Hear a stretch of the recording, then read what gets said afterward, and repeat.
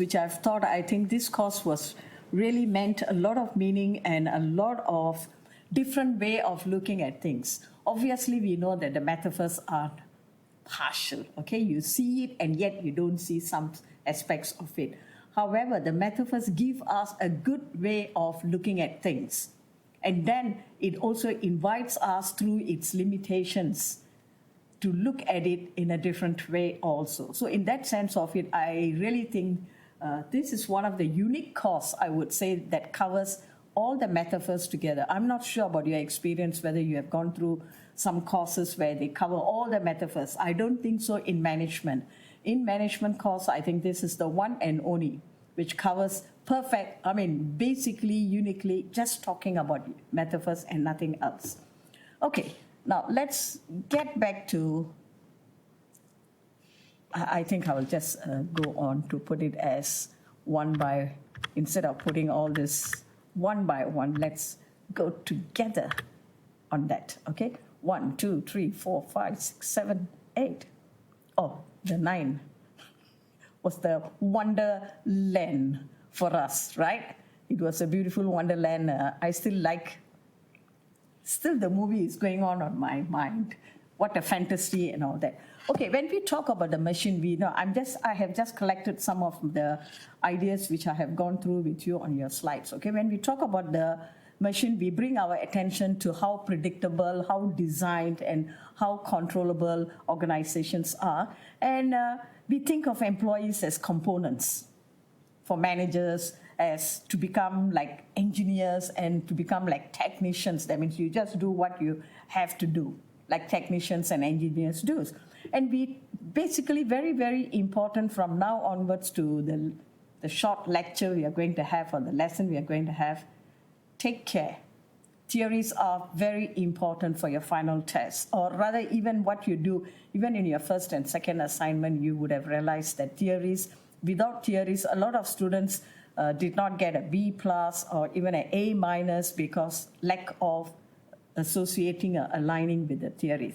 So for the machine theories, we talked about classical management theory, we talked about scientific management, and we talked about the division of labor, which is thinking around the design of individual jobs and tasks and how we make use of those as efficient and predictable when we think of an organization as a machine. And we also talked about the bureaucracy as far as the machine is concerned.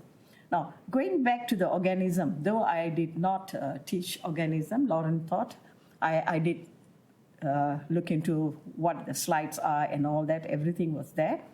And very much it talked about the closed system to close to the open system. And I think the closed and open system, actually, that thread runs across most of our metaphors. And of course, in organism, the emphasis was environment is incredibly important consideration. Here again, I must say, environment, we talked about environment even in transformation and flux, we talked about. Basically, this is another line, another thread which runs everywhere. When we talk about contemporary organization, we are talking about what? We are talking about how they are aligning with an environment, how the environment is impacting on all of us. And of course, organism, we talked about technology, legal, social, environment, and very important theories. We talked about the adaptations of human relations, motivations, Maslow's law, theory X and Y, contingency, population, ecology. So that was all about, we talked about in organism. Brain was very interesting. I always like to teach that metaphor, but I didn't get a chance because I was not around. Okay. Under the brain metaphor, we paid attention to how organization can learn, because my research is most of the time on learning organization and how people learn and how people perceive learning.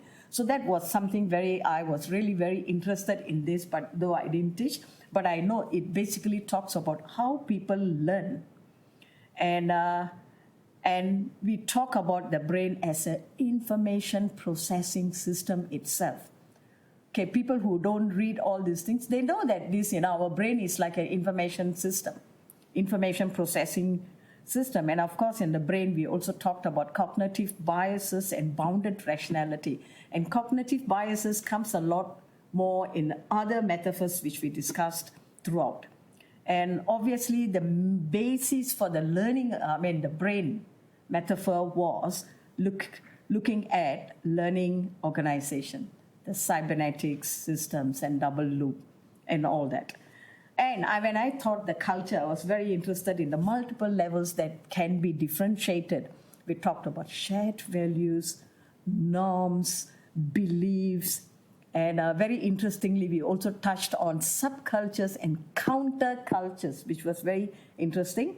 And the major part of the theory we covered was the Shine's iceberg model, and discussed how to measure culture, if we could, whether culture is measurable. I still remember discussing this, how would you measure culture? Where is the boundary when we want to measure culture? And of course, the potential differences between most of the issues which takes place in organizations in terms of values, beliefs, mission statement, vision statement has had two important keywords to talk about: espoused values and enacted value. That was the key thing in our culture, because that's the lecture I took. So I clearly remember I was all the time emphasizing these two things, because it both doesn't happen, and most of the problems in any organizations are taking place because it doesn't align. What people talk about one thing and we enact it in a different way, and that's all. And of course, now talking about the political system, we all talked about I must apologize. I'll be coughing in between here and there. Excuse me, forgive me for that. How politics occur in our organizations and how we decide how we should live together. And obviously, different types of power and responsibilities are allocated. We talked about organizations might be like government, and that was the most interesting part of this political metaphor. We were making comparison of how our governments operate and how our organizations are just operating like them also. A lot of elements we are sharing with how the organizations and the government takes place. And of course, political system covered in depth about conflicts and interests, divergent interests. The power comes in for us. Power, divergent interests, and the conflicts. And of course, psychic prison was very interesting, just using Plato's cave. If we can remember Plato's cave, we will know what exactly when we meant by psychic prison. And actually, the psychic prison is the one which influences what organizations become, and how we also influence our own unconscious biasness, driving towards what that organization has become today. So we both have a part to play, the psychic prison. We influence the organization, and organizations influence us, because we allow the organization to survive with our own behavior and our thinking and our things. As much as they take charge of us and they give us all kind of rules and regulations and all that, by just abiding and going along and supporting them, we allow that organizations to survive. And one thing about the psychic prison is, very much I liked about, was the terror management. I never thought about terror management until psychic prison, because that actually now these days when I talk to people, when not only now, in future, when people talk to me, those who have retired, those who are very elderly, ill and all that, when they start saying that, if I was doing something, I would have been a better person because, I got nothing to do, stay at home, lonely and all that. Actually, terror management actually has an explanation there. Not that it's going to solve anybody's problem, but it tells us why people behave like that and why people talk like that and what is actually affecting them or impacting them positively or negatively.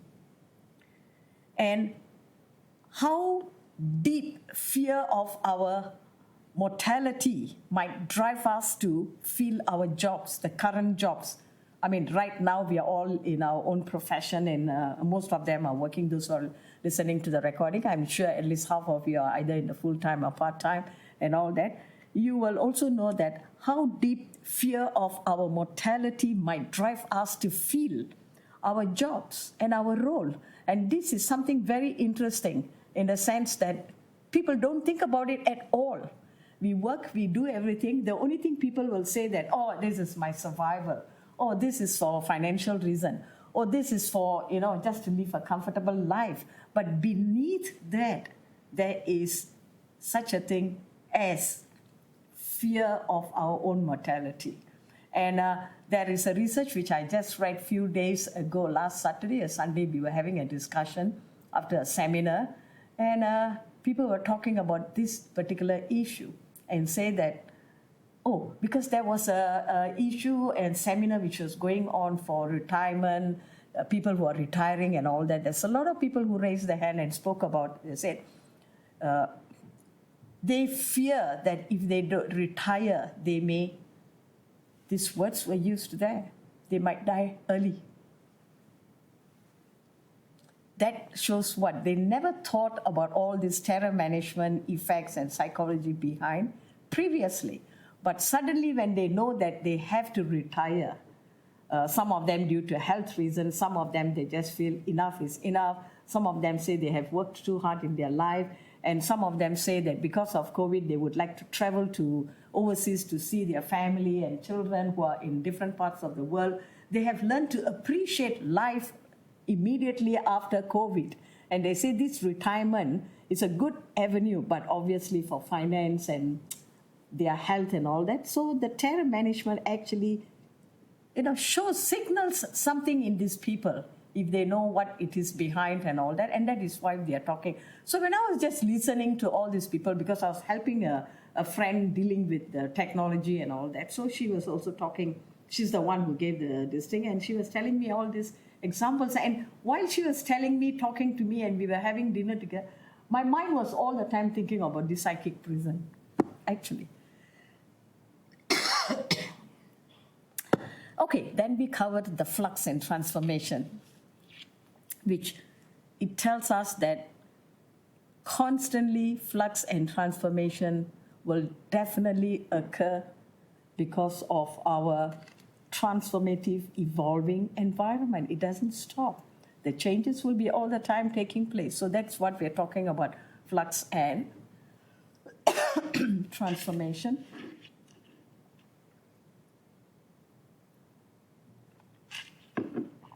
And of course, we talked about the systems of logic to understand change and autopoiesis that perpetuate themselves in many ways, how it works. And we looked at chaos, how small changes. The most interesting part in the flux and transformation, I realized that even a small change, if you were to initiate or to create or to discuss with someone in the organization, can have really a major impact if it is implemented. How small also. Sometimes people take it for granted, there's a small change, so even if I say people are not going to listen to me or something to that effect. But I can tell you that after, when you have read this book, you will realize how important it is and how good it is. And of course, I did still say that the idea of dialectic change, the tension and conflict can push us in a new direction towards push and pull in opposing forces. That was really interesting part whenever you think about change, resistance in organizations and all that. It's always a push and pull and which directions we are going. And this is where we talked about union. Remember, we talked about union and all that, how people push, and that's how the union comes in, and then the employers push and then they pull and said. So it's a dialectic. Dialectic change is important because it creates the tension, it creates the conflict, and out of this tension and conflict, something good will come out. At least the decision makers will really make sure that they make proper decision because of these tensions which is going on. And of course, domination. We talked about I like the way domination, at least it reminds us that not only people are dominated, but animals, environment, and how profit is the extraction of surplus value.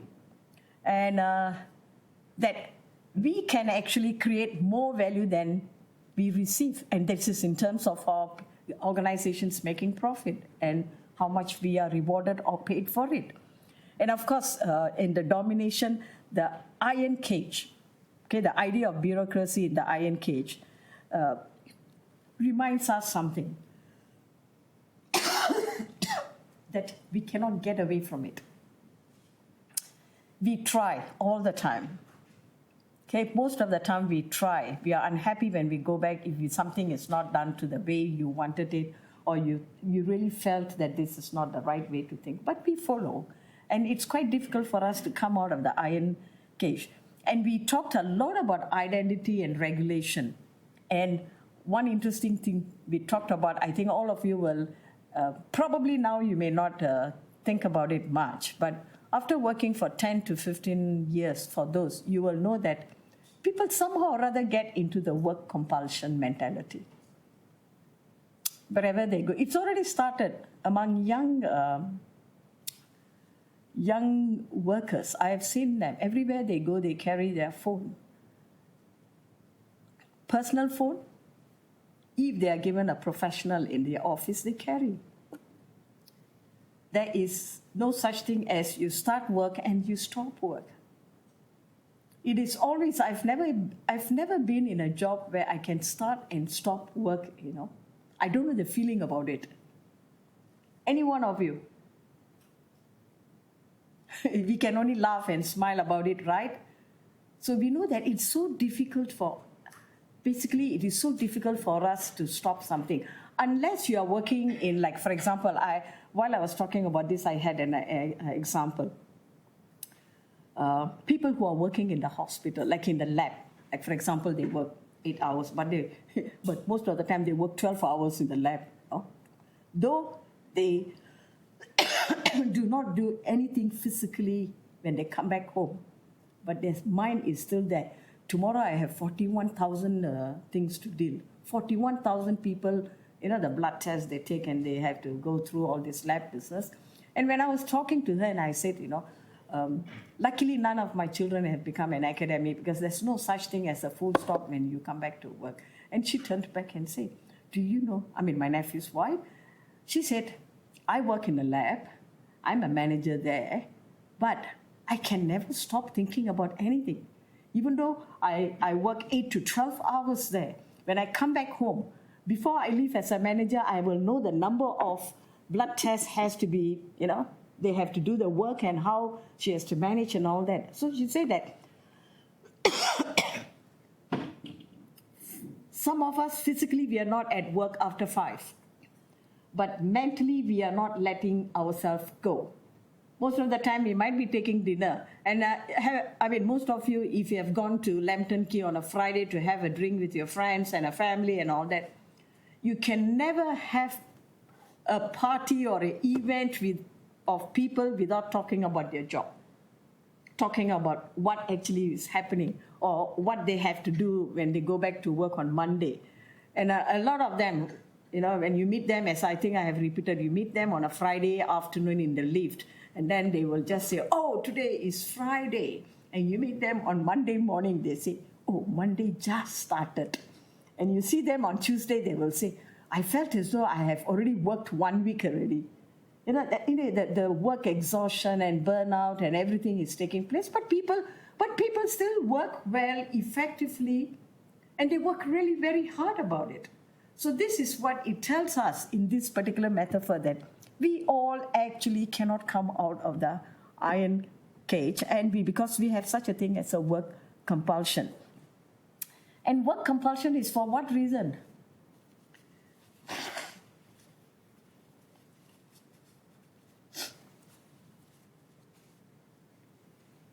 Even I'm not well. I can stay at home and rest with medication and all that, but I come to work. Why do you think? One of the reasons I teach and I tell myself, because we want to be good employee. Simple as that. We all want to be a good employee. Like, for example, if I have to cancel a lecture, I have to go and find somebody else, and somebody else have to come in, and that somebody must have done this course. There's a lot of administrative and a lot of things which have to be done. So sometimes when you think, no, I'm not going to do that. I'll just push myself for the last lecture and get it on and move on. Behind the reason is, I just want to be a good employee. I don't want to be a burden to somebody. I don't want to push anything else. And this is a very, very common reason. Very common reason. It's I'm not one superstar, I'm not thinking like that. No. Basically, every worker will think like that. When somebody at home is not well, you say, hey, why can't you rise a bit and go another 2 days, next day, or work from home? That person, no, I have this, I have that, I have to deal with this. No, I have to cancel. If I don't go, I have to do. All these reasons are coming from what? Behind the reason is, people want to be a good employee. I hope organizations understand that. This is where we make the organization, we influence the organization to think in that way. And organizations think that even you're not well, if you don't talk about it, you don't say anything about it, you work. The most somebody would say, oh, you're coughing. Did you take medication? And that's what. As long as in the current situation, you don't have COVID, you're fine. I'm talking for myself, okay? And obviously a lot of people. I have seen a lot of them coughing along. Even in my office, people are coughing and they are dealing with things. What is the reason behind? When they are coughing, you go to them, they say, it's not COVID, huh? My COVID over already, It's just, I don't know, winter flu. The flu is still going on because of the weather is changing. So why do we carry on even though our body says, you can stop for a while? We care for our organization. And of course, under the domination, we talked about how organization can have political domination plus financial domination. And lastly, we talked about our wonderland, a wonderful metaphor, okay? We looked at it, and we talked about the idea that organization, far from being rational, orderly process occurs in some kind of a nice way, in a tidy way. And actually, when we discussed, it was all full of uncertainty and unambiguity, where we discussed a lot on mindlessness and weirdness and so on.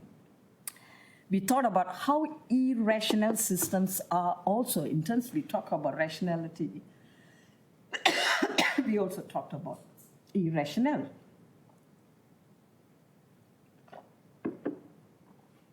And those of you who have read the article would have seriously enjoyed that article a lot for this person to talk about. And what really attracted me in that article was the 5 functional stupidity. Okay? Because if you look at all the 5, it makes sense in every part of our life when we are dealing with somehow. I'm not saying every day this is going to happen, okay? But when you know something is not happening, you can easily think about this and say how this works in an organization. And that was a very interesting part of it. And of course, the final one the author spoke about was the most important thing right now, I think, for people everywhere. Talking about mental well-being, talking about COVID, talking about all these things, that we need more people to have sense of humor, to relieve the difficult world, difficult life. And then they say humor really helps people psychologically to be happy. They laugh few times in a day in that organization, and rather than making things so tough for people, going to office and say, I want you to do this, I want you to have some sense of humor and get along with what you can. And I have come across people who will say, Sometimes I've asked someone, you don't smile at all at anybody. Why should I smile? I'm in a workplace. It's a serious place. I like to be serious. That person who told me might have a shorter life if you're going to be serious all the time. Because when you consider yourself as a serious person who don't think humor is an important aspect, what is going to happen? That is going to rub against others. Because you will never be approachable. And that alone is good enough. And people wouldn't want to really associate approachable because he's a very serious person, serious manager, serious supervisor, everything must be orderly, everything must be done in this way and all that. Have some element of humor, which really helps people. I know some kids who will collect all the sense of humor, some movies where, it is very hilarious and all that. They will watch again and again and laugh so much, Sometimes I look at it. Yesterday also I saw the same thing. Today also I can see the same thing. Then I say, why you every now and then like to watch this? I say, it is so funny. The way they come up with their own friends, they say it is so funny. And you can see. You see how it brings them, children can laugh. Children understand the sense of humor. As we start to grow, we take things, basically everything, very seriously. And in the journey of growth, we forget that having some humor with friends, and particularly in your organization, because you're working 8 hours or 10 hours or whatever hours you work. So just take it in that. So this is just a summary of what we covered for our last 11 weeks. And now we go back to say, why do we need to understand all these metaphors together? Why bother? It just tells us the same thing which we started. That is our aim. A better understanding of the complex nature of organizations. Metaphor is something very... I liked metaphors in the sense that it does not just tell you the theory, it does not just tell you... It also tells you the limitations. Because metaphors they do come with limitation because they don't provide us a complete picture of anything when we use it against to examine or to look at it.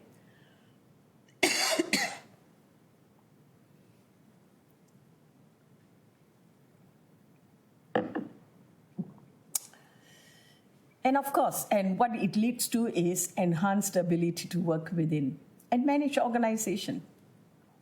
I think the metaphors like a political system, psychic prison, domination, wonderland, specifically all these things will tell us a lot for us to learn within ourselves. And we will know how to manage ourselves at certain times in that organization when things get tough or rough. And we will be able to understand other people to manage them. We will always know that one thing once I've studied, you have gone through all these metaphors, okay? One thing we know that when we work in an organization with people and all that, we might always think that, things are rough or made tough for us because of a specific person, the supervisor or the manager or whoever, the people or your team members who are working with you. I think when we sit down to think, to reflect upon this, people don't come to work to make other people sick, in the sense like to trouble people, to upset people. That's one thing I've understood about this throughout my management teaching. Okay, I don't believe anybody is coming to comment or asking you to do certain kind of things because they are a sadist. They want to make us feel, that this is what you should go through, or nothing of the sort. This is where the critical aspects comes in. Okay, we criticize the theory because the theories come up with this and that, okay? Then we learn to criticize them and say, no, you never looked at this, you never looked at that. But we don't say what the theories did was outright wrong. We accept the theories for our learning. So when anything happens in our organization, remember, I think the last lecture I said, last lecture or the previous lecture, I said that In my 15 years of life working in my organization, I've gone through 3 or 4 head of departments, HOS, okay, head of schools. Like I'm now in School of Management. I've never felt that somebody has bullied me or this leader is such a horrible person or nothing of the sort. Because there is always a background understanding for me at the back and saying, no one is here to do these things. You came voluntarily to join a service to contribute to effective thing. If something you're not happy, you have to tell the person. Have a talk. I always believed that something you're not happy with something, why bother when you talk about anything? Try to have a coffee with a person. Try to have just a side, bring the person aside, say, can I have a talk to you? It really helps a lot. Because as much as you do not know this person, as much as you do not have a complete picture of your supervisor, your manager, your team members, your colleagues, whoever is supporting you, they do not have a complete picture of you. What you're going through, why you're feeling like that, why are you making such comments, whatever it is. So the understanding must be there. And all these metaphors has provided us with one positive side of it.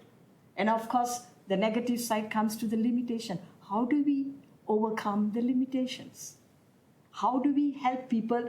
Like, for example, if you have a staff who's always rude to you, talk to you rudely. Maybe one of the days when you say, I know you're not rude, but I think maybe your tone is making me feel like that, or say, I'm sure this is not you. It helps. So in organizations, when you think about it, learn to manage yourself first. The role of emotional intelligence. If you have a high level of EQ, one of the greatest thing and one of the core thing for leaders is EQ number 1. They say if you have a very high level of EQ, first step in your life, if you know how to manage your emotions, you know who you are before you understand another person. If we are not able to understand ourselves, it is difficult for us to understand others. Like last month, I went to a temple and all that. I was talking to someone after prayers. The person said, I said, no, I only see you with your daughter and son. How come they are not here today? And you know what that lady answered? She said, oh, one of them got COVID, so the other one didn't want, because temple is a place where, public place. Then she said, you know something, Kala? After the son, first she had COVID. Earlier the husband had COVID, and one by one, and she told me the process of it, she said that, when he had COVID, I just, rest, take medication. Everybody is having, the whole world has COVID. Why are you feeling like that? Just be isolated, you stay in your room, you do this. You know what she said? When she had COVID, she started to think about not only what was happening at home it didn't happen immediately, it happened at a lapse, but she started to think about every other people who has gone through COVID and everyone she said, I feel so sad for the families who have lost their lives. And I thought, what is this COVID? How people can get sick and all that. You see, her realization came, and she is a manager in an organization. She said, now when people talk about COVID, even if they cough slightly, I will say, if you want to go back, go and rest. You deserve to rest. That's it. Previously, her attitude was different. So I asked her, what changed you? She said that sometimes we have to walk the journey of others. If we keep thinking that the journey I am taking and I'm walking, and you know what? Because he's a good friend of mine, I can say, you mean to say you take so long to understand this? And we both laughed about it. That's true. We need to always understand. So all these metaphors are not for fun. It is obviously you're taking a course to pass your course. 100% that is your first aim. But besides that, there are many good learnings there, particularly if you put yourself into it to understand how the theories came about, and why we still use them. We don't abandon them. We still use them. From scientific management to bureaucracy, it is still in existence. So this is how we understand others also. We cannot abandon anybody. We can't say the person is a bad person or something like that. And that makes your life better. Okay, now 318 as tools for thinking. Consider issues, problems from multiple perspectives. It just tells you that with so many metaphors, we know that it becomes the tool. We can recognize the strength and limitations of each of those perspectives. So it not only apply to the rules and process and the work task and how complex it is and all that. You can use this with people. Okay, the processes are made by people. The organization is not an empty building, but it's made up of people. So when you use all these tools, okay, then you will be having a better conclusion about how you should treat your staff. This is very much when you are working in a team, you are having people who work with you and for you as in a different level of positions.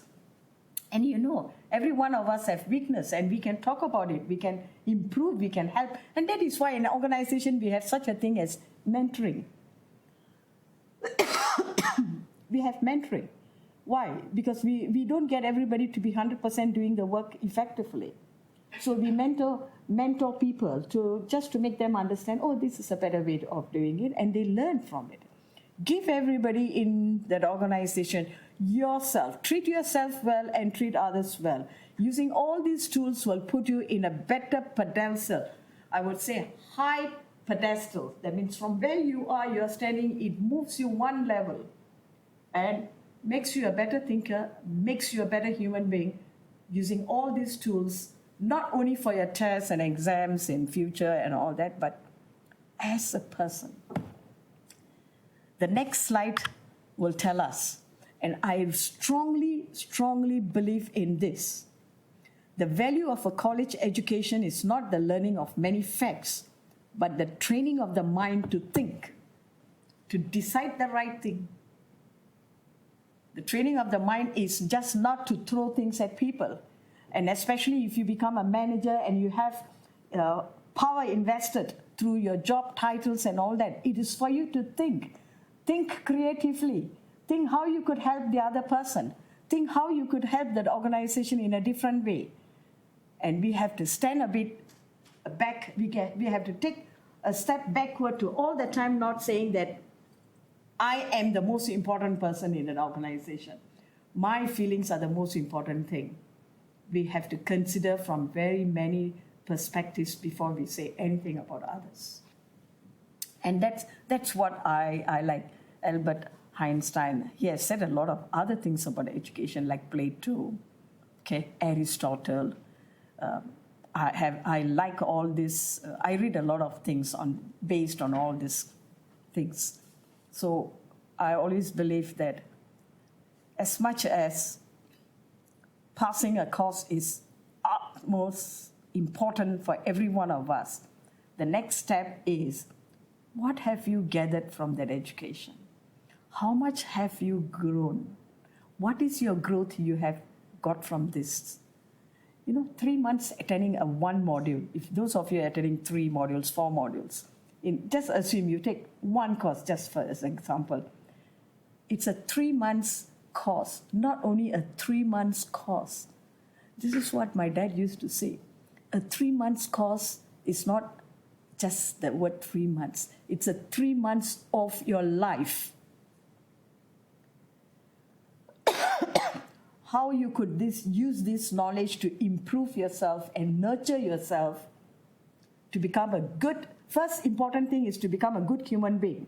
Then once you're a good human being, you become a good worker. And when you become a good worker, your organization will benefit a lot from you because you have all these 3 important things. Your knowledge comes from courses, being educated, and all that. Second thing, when you have finished all these things, what are you learning simultaneously? Each course will teach you a different aspect. And you may just take out, even in one course, you just learn 3 important things for you to live and work effectively in an organization. That's good enough. We can't take all these things. 10 years later, if somebody asks you, what are the metaphors they taught you? If your children who are taking this course, if it is still there, the course there, okay? You may forget completely. Don't go 10 years. After 3 or 4 years, they say, oh, I finished 3 years already, my education, I can't remember. See, so the aim has to be dual.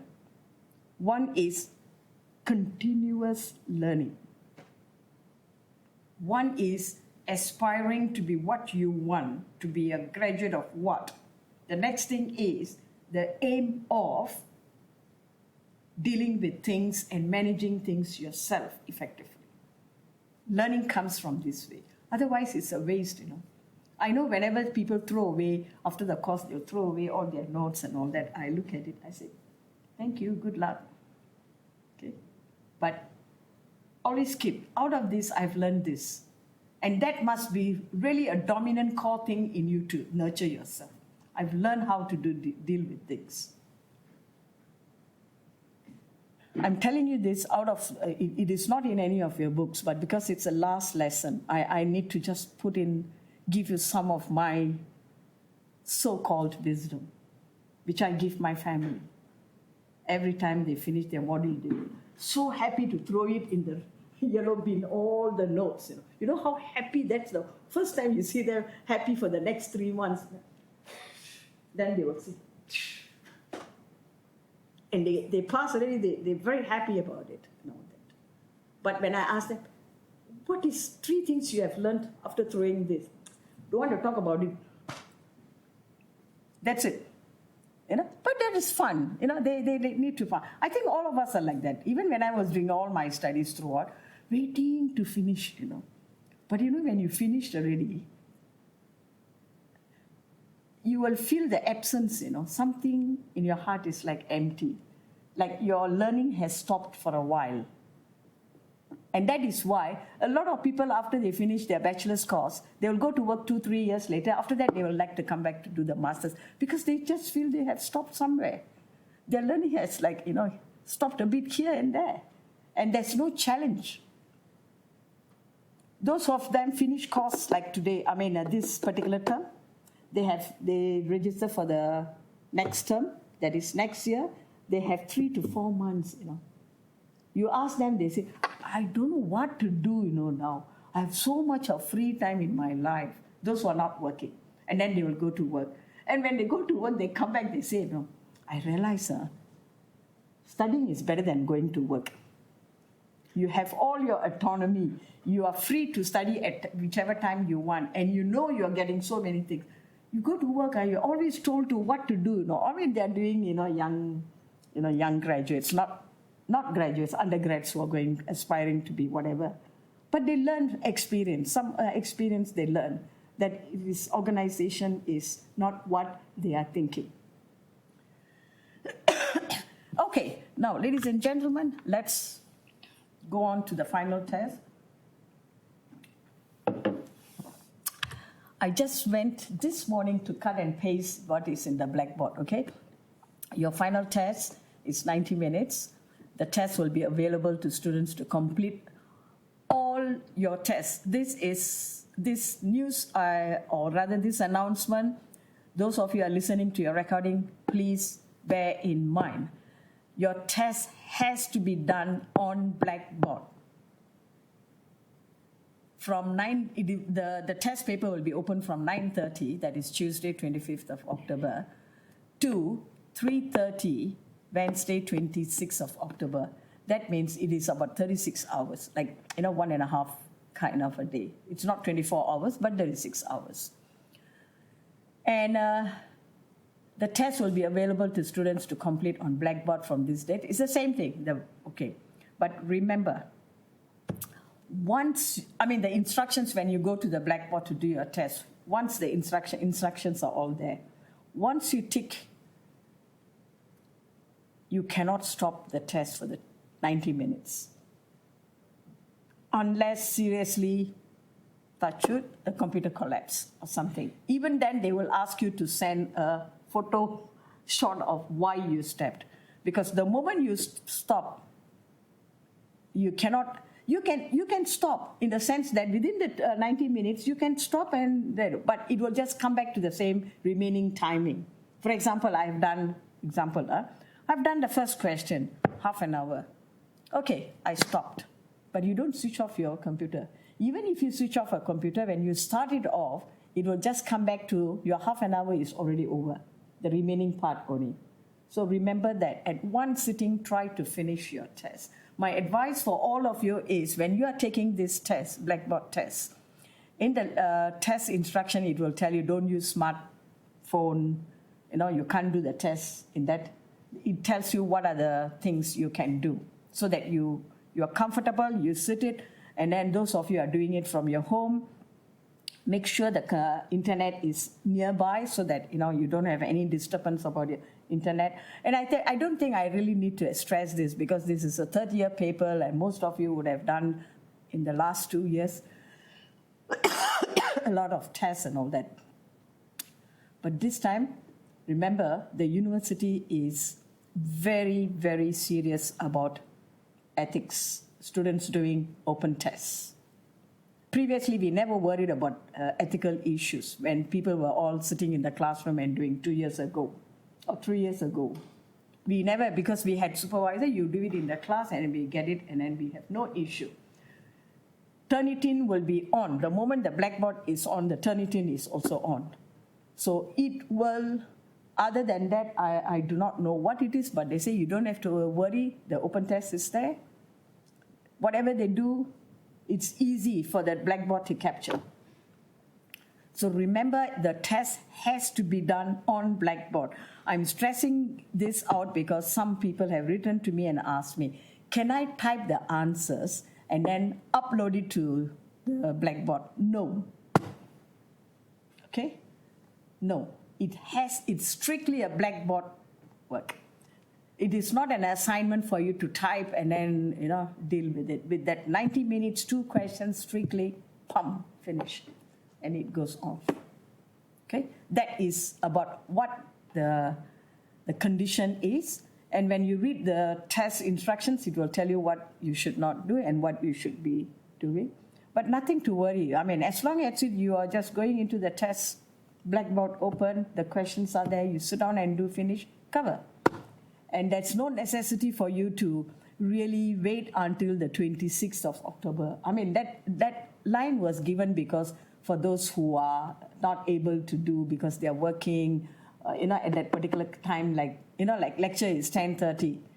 It's a stipulated time, it's a structured one, but this one we give open, instead of 24 hours, we give you 36 hours. Actually, initially it was only 24, but changed to 36 so that people who are working, those overseas timing zone and all this a lot of consideration has been put on to this, to deal with this. Can I proceed now? Next. What is the purpose of the final test? Okay? It just asks, the questions will just ask you, do you understand the metaphors and the theories and the concepts related to each of them at a deep level? That is the most important thing.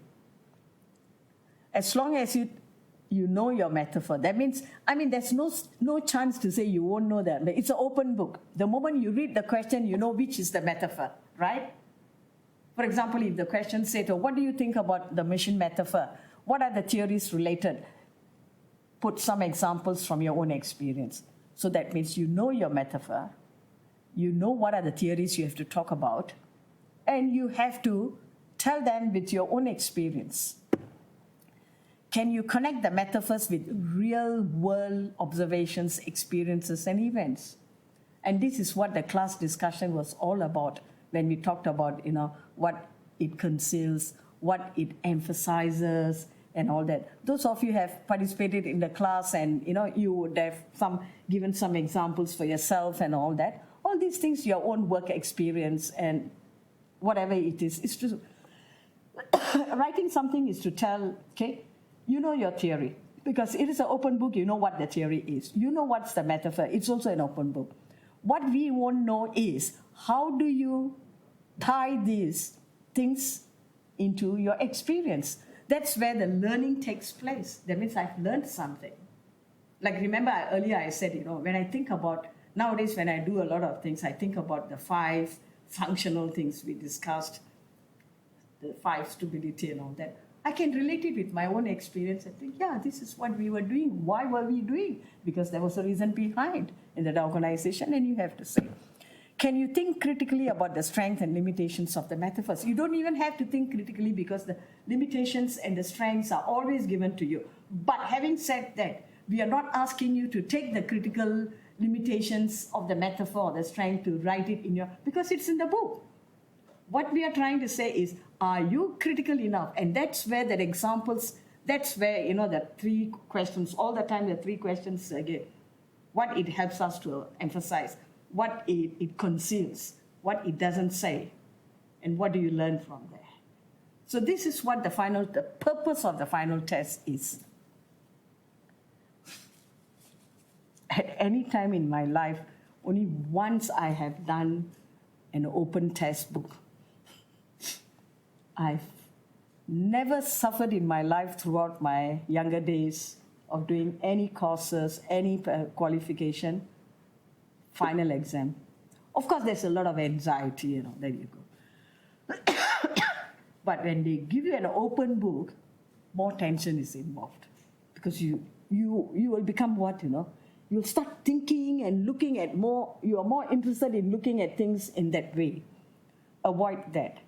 When you know this is the metaphor you have to discuss, you go straight to the metaphor and say, oh, this is the metaphor which told me this. Read the question and answer everything yourself with your experience. Then you don't get that.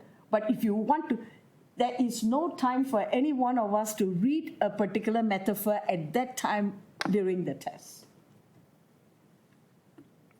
Because the slides are there. I would say very much helpful is your slides. Your PowerPoints is there. But you just cannot use the PowerPoint. I mean, the notes are everything there. You need to just rewrite it in yourself, aligning with it. Okay. Now let's go on to the final overview. Okay? 3 questions. And I already said even last week there will be 3 questions. It's just giving people more chances to do that. Okay? 3 questions are there, you choose 2.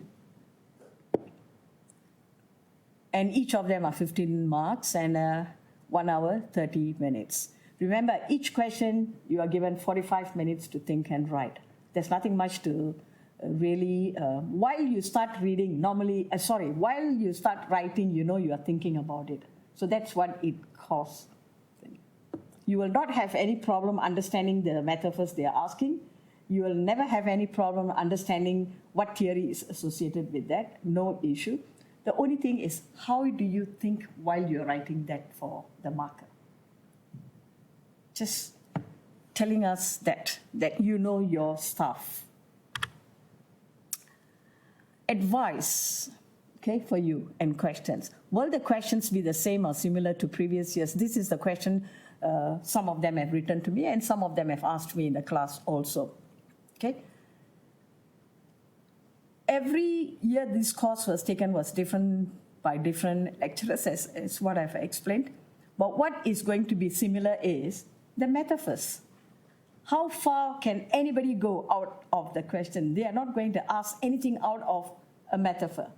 Basically, as what I say, the 3 things you need to know about your metaphor. You know your metaphor, you know the theories associated, and write it critically with your understanding of the question. So because I won't say yes, because there are other examiners who had multiple choice, which we don't have. There are other people who have done case studies, which I don't have. And then there are other people who have given scenarios to deal with it, small, short scenarios, which is not. So this is, if you just go back 3 or 4 years back of the exam paper or test paper, exam papers. The test papers are not available. They will all say the same thing. They will ask you to understand what insights you get out of this metaphor. Most or rather every test paper will have these words. What are your views? What are your insights? How this has been helpful to you. So that is what. Should mention or define specific theories and concepts. Yes, you need to say, okay, specific, because we have gone through 101 theories in this course. So when you talk about a particular metaphor, which theory is associated with that? You have to. And when you define it or when you talk about it, try to write it in your own words. Should I use real world examples? Yes, that's wonderful. That's really good. How long should the essays be? This is one question. Every exam from the time me as a student, I've asked my teachers also. In the question paper, I've already indicated. I'm not sure whether the paper they had indicated. I have said that at least 5 paragraphs. Why? First paragraph is the introduction, that you're going to talk about this and what this thing, what this metaphor is. The second paragraph is you're going to talk about in terms of what the question is, in terms of the concepts and how you align it. Third paragraph, you're also going to extend it from one paragraph to another. And the final paragraph, okay, the first paragraph and the final paragraph, the final paragraph is to sum up what the entire thing is. And I just say paragraphs because it's very difficult for us to say where you could stop. Because some people type very fast, some people think very fast, some people are very slow in it. So if I were to say, oh, you need to have 1 or 2 pages in it, it is not right. As long as you have answered the question in that question, that's good enough. And on a blackboard, you can't go more than, not say you can't go more than that. You know that when you start typing, typing is the one which gives you more time to think and write more rather than people who are doing it in the hand. What should I emphasize in the essay? This is a question people have always asked, okay? We are not looking for a short answer. The instructions are there, and even if it is not there, I will go and ask the exam test people who are having to put there at least 5 paragraphs would be enough, I would say. And here again, the 5 paragraph depends on how people look at each paragraph. For a person, paragraph 1 can be just 1 or 2 lines or so, right? It's very difficult for me to say. But at least a 5 paragraph is quite a decent kind of an essay to be done in 45 minutes. What else? Remember, it is an essay, no bullet points. If people will give bullet points, oh, this is the theory, scientific theory, management, Maslow's theory, that will not be taken into consideration at all, because this is an essay. We expect you to connect with your examples. We expect you to connect with the metaphor. Citations and quotes.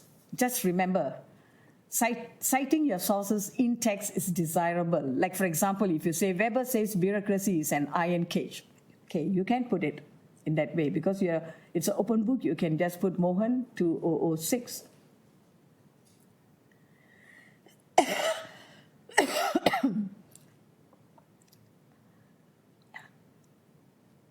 Reference lists at the end of the essay are not required at all. You don't have to put any reference list and nothing of the sort. Okay, like for example, no need to put anything like this.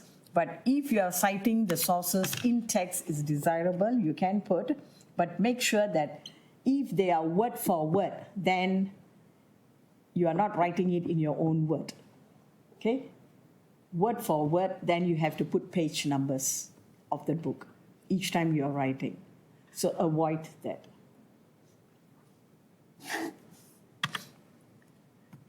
If you copy text from elsewhere, you must use quotation marks and cite the source.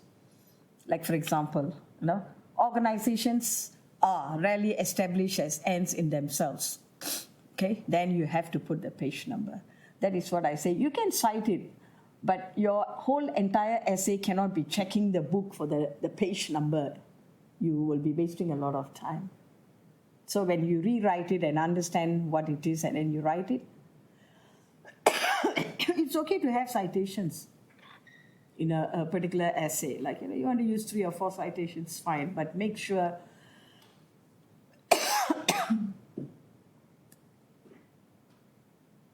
cannot stop the cough. Naughty cough. The doctor told me, I said, how come I have been coughing for some time? She said 2 solutions. One is, she said, there are some people who believe that if you get a cough like this with no other symptoms, no fever, nothing else, it can last 100 days. It's a belief of one country. I don't know why she told me that. Second thing she said, for 2 weeks I must shut up my mouth. But I said, my profession is all the time teaching. Like yesterday I had 2 hours of lecture. Phew, it was tough, Cough. But it was Zoom. So I cough, I take out my headset. Cough. Then the students all know what I said. But how many days can I stay at home and not shut up? Job is talking. Okay. All right. A metaphor is a figure of speech. Okay. I don't think any one of us will have time to go into another website to check any other thing within that 45 minutes. But I leave it to you. Ensure that you are doing the right thing. Anyway, these slides are all put up for you already. If you copy text from elsewhere and don't cite the source, Turnitin will pick it up as plagiarism. And if you go and use somebody's piece of essay or writing and put it in, it will still pick up and tell us whose essay is it, where it was picked up. So avoid all these things. And I was very proud of the first and the second assignment, I think 97 to 98%, there was no, plagiarism is only considered once it hits more than 10%. But 98%, no. I was very proud of my students in this sense of it. And I hope they continue to do this for the test, that, no need to take from other people's space. Of course, there was one or two, which was 20, 25, they were called and we took action, that's all. So please don't do that. Your test tips. There are no right answers, only well-argued ones. Show me and the other marker that you have learned stuff in the 3 months. Make your answers distinctive. That's where the A+ and A comes in. Make your answers nuanced. Okay, give yourself time to think, really think about both the questions and your responses.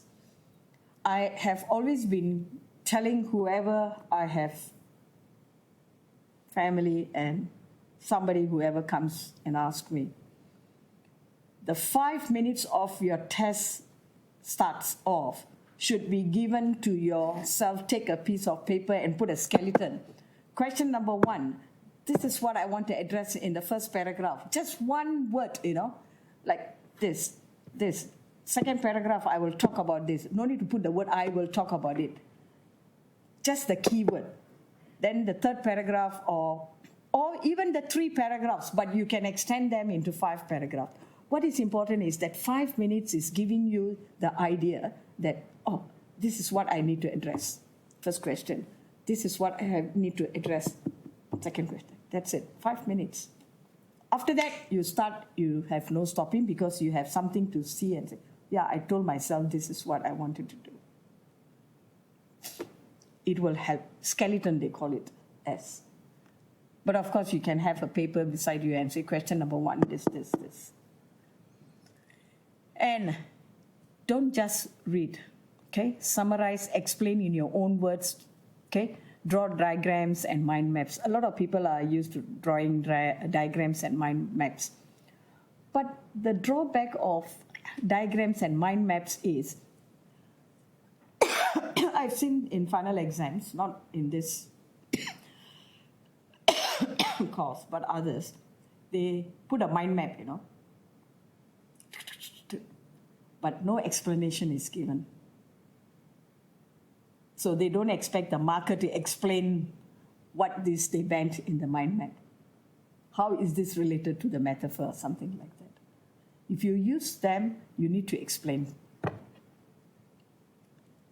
A good idea is what? Your mind map should come in the 5 minutes for each question. This, I want to talk. This, I want to talk in the second one. That could be a good mind map. And then put it, and okay, first question, I need to say this. Second question.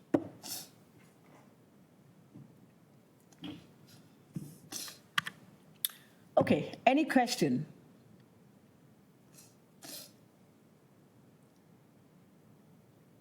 It's an open book. There's nothing for you to read even beforehand and all that. Okay? The moment, my advice is, keep your slides all in one pack. And the moment you know that this is the 2 questions you are choosing or which metaphors are coming, put a label so that you just refer to that label. And you know that this is the metaphor you're going to talk about. And out of the 3, you have to make a decision which one is your strength. That means how much you know about this particular topic. That is why extra 1 question is given. So that 2 questions, you feel comfortable to answer that 2 questions.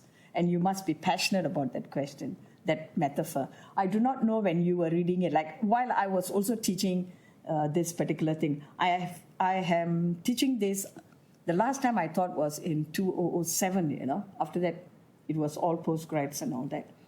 But revisiting this again back in my life, I tend to like so many of my metaphors because it's not just for teaching, but it also let me think about all other things which is happening in an organization. And I still like some of the metaphors compared to, I'm so used to teaching in other courses, like machine, culture and all that. But what attracted me was the Wonderland and one more, a psychic prison.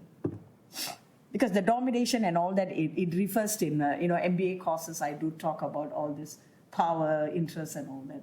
But Wonderland was something a new one to me. And I said, yeah, this is crazy. This is nice. And that's what, as what I did say in the first class, that when you read something, try to like it, even you don't like it. I'm not sure how many of you have this experience. Like, there are many people who will say, oh, out of these 4 modules, I don't like this maths, statistical, this thing. So they will say, I just hate this, but I have to take this because it's part of my major, part of my this thing, in order to complete it. My only advice to all these people, when they tell me this, I will tell them, those topics you love, you like very much, you are for sure going to do very well. You know for sure, because the passion already driving you to do very well in that. But if you don't like this topic because somehow or other you feel something, you got to put in more effort, time into this, and you will see yourself having the same results as the last 3, which you liked them very much. And that is the challenge. Because you will get over it. And you will know that, oh, I still, even though didn't like that topic, I did well. And it all goes back to that individual, how they want to look at things. I advise people in this way. By now you can think about your metaphor. Which are the metaphors you like very much? For all you know, it comes, boom, like you got a gift. I'm not able to tell you exactly which metaphor comes. That is giving out an exam paper. Okay? And some of the metaphors you already covered in your first and second assignment. That is good.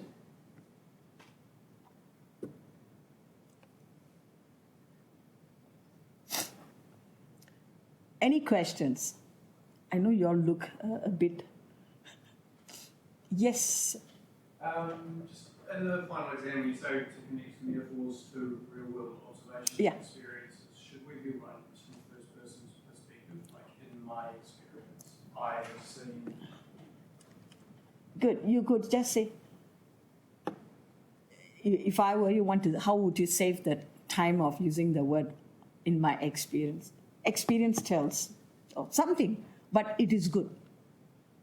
Very good. Because you are telling the marker, I know the metaphor, I know the theory, and this is what it aligns with it. Very, very good.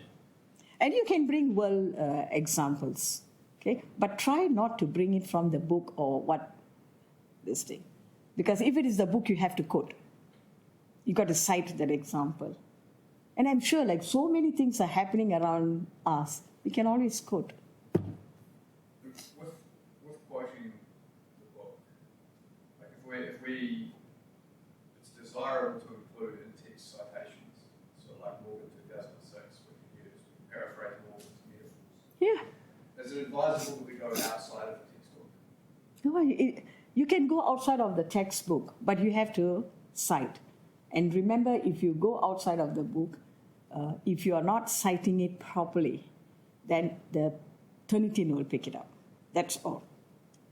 I would really advise, just use Mohan's book or the slides. Most of the slides has this thing, rather than wasting time going out and then it's a matter of, but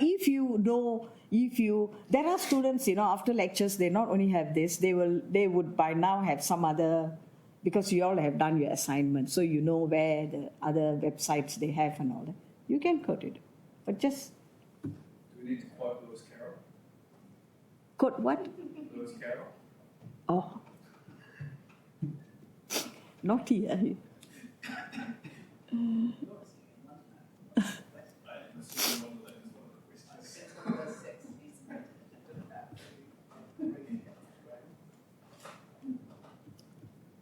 Any other questions? But let me tell you, be calm and take the test. It's what I said, that nobody, I shouldn't be saying that, nobody fails. It's how people argue, So at least you know that it's an open book, help is there. Whichever metaphor comes, you know how to define, you know how to take it, and then you can deal with it. And the next part is just adding in your examples and critically thinking about it. That's about it. And I am very, very hopeful. After marking the first and second assignments, I know some of them are really, really, the way they write and argue things. We have checked all the plagiarized things, okay? They're super. So I don't really doubt anything about the final test. And also in your final test, there is no comments will be given in the marking. Only gradings will be given, a holistic grading, okay? Because for first assignment, second assignments, all the comments and pointers are given to you. That is, the first assignment comments will help you for the second assignment. The second assignment is over. The third assignment is the final, so we don't give anything. But anyone who fails, then we will say why we think you have failed. Then we will say whether you didn't have your proper, and what the person is failing, we will put there. Otherwise, it's a holistic mark. The holistic mark is grading.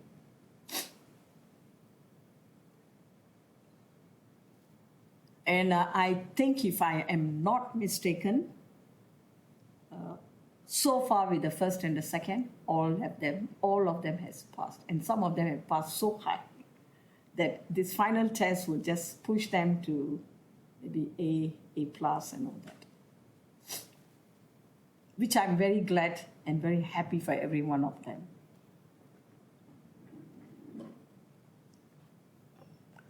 Okay.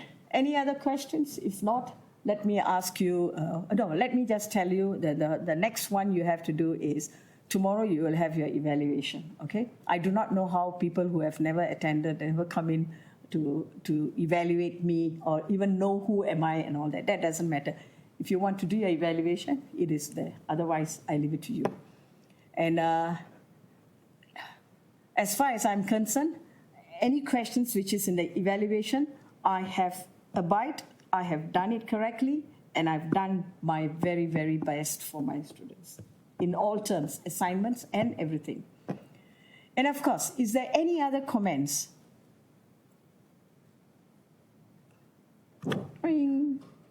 Closing comments. Where to from here?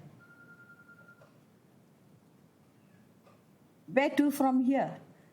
Those of you who are interested, you can do your honors if you are finishing your third year this year, or you can take up masters. And those of you have good, very good grading. And if you have, I mean, a lot of them, I think about quarter of them had A to A grade, A above gradings, falls under the A, okay?